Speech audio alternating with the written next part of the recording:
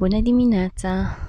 M-am gândit în săptămâna asta să vă arăt în fiecare zi mai mult din ceea ce sunt eu. Poate așa ne vom cunoaște mai bine și dacă veți simți să vă deschide și voi către mine, către voi în primul rând, către mine și către ceilalți, poate așa ne vom cunoaște mai bine cu toții.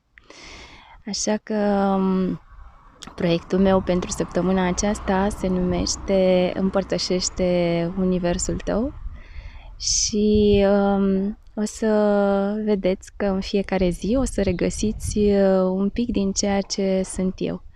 Și pentru astăzi mi-am propus să încep prin a vă citi dintr-o carte care mie îmi place foarte mult și care reflectă foarte mult modul în care mie îmi place să trăiesc cu bucurie, să mă joc, să mă las purtată de imaginația mea și să îmi construiesc în interiorul meu realitatea exterioară în care doresc să trăiesc.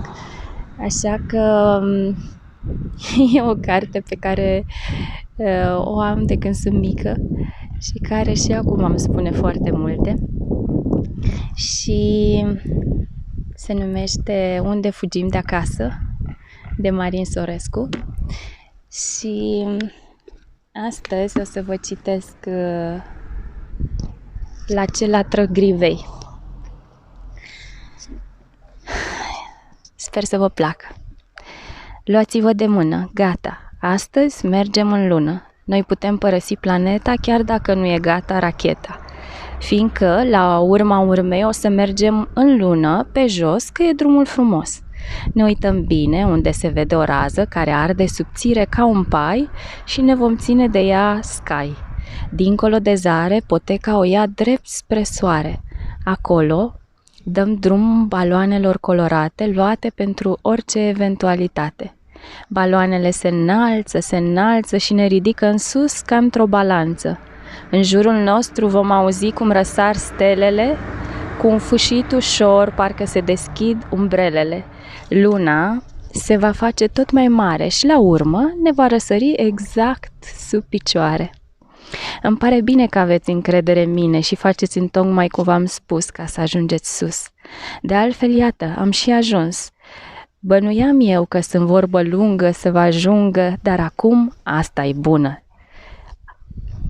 Nici nu știu când v-am pălăvrăgit până la lună. Suntem pe steaua aia mare de stei, la care latră noaptea grivei. De ce nu ne-a ieșit nimeni în întâmpinare să ne dea o floare? Fiindcă aici nu sunt flori, nici animale, nici nori. De asemenea, e adevărat, nu este aer de respirat. Luna este un pământ neisprăvit. A încercat ea niște păduri și niște ape, dar nu i-au ieșit. Asta e situația, n-ai ce-i face. Va trebui să umplem noi luna, ce mai încolo și încoace. Odată și odată tot trebuia să repare cineva jucăria asta stricată.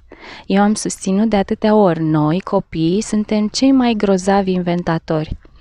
Nu e aer în lună? Nu ne pasă, am adus de acasă. Iată, desumflăm baloanele pe care le-am umplut cu vânt pe pământ. S-a luminat cerul lunii cu aer.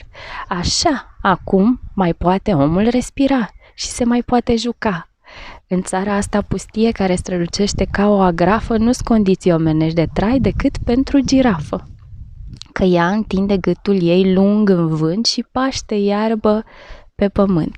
Deci prima etapă de populare a lunii va fi care? Ghici, aducerea unei girafe de la cel mai apropiat circ aici. Am și adus-o eu, chiar în clipele acestea, ca să scurtăm povestea. Acum știți ce e? Uite, mi-a venit o idee. Să rugăm frumos girafa asta să ne care într-o săptămână cele necesare pentru înființarea vieții pe lună. Pentru că și așa ea tot seamănă cu o macara. Ce aduce mai întâi la noi? asta vă roade acum pe voi, trebuie să facem o listă în privința asta realistă. Dintre animale vom aduce numai strictul necesar. De exemplu, lupul nu-l vom aduce, că e măgar. Și uite, azi o floare, mâine o privighetoare, azi un cățel, mâine un purcel, azi un ou, mâine un bou. Luna se va umple de verdeață, de viață, până poi mâine dimineață. Asta a fost ceea ce vroiam să vă citesc astăzi și este o modalitate prin care puteți să mă cunoașteți mai bine. Îmi plac foarte mult cărțile și ce mai îmi place o să vedeți probabil câte puțin în fiecare zi în această săptămână. Să aveți o zi frumoasă, plină cu lumina soarelui și de-abia aștept să îmi puneți întrebări, să împărtășiți cu mine dacă doriți să împărtășiți ceva. Eu sunt aici. Vă pup și vă mulțumesc că sunteți cu mine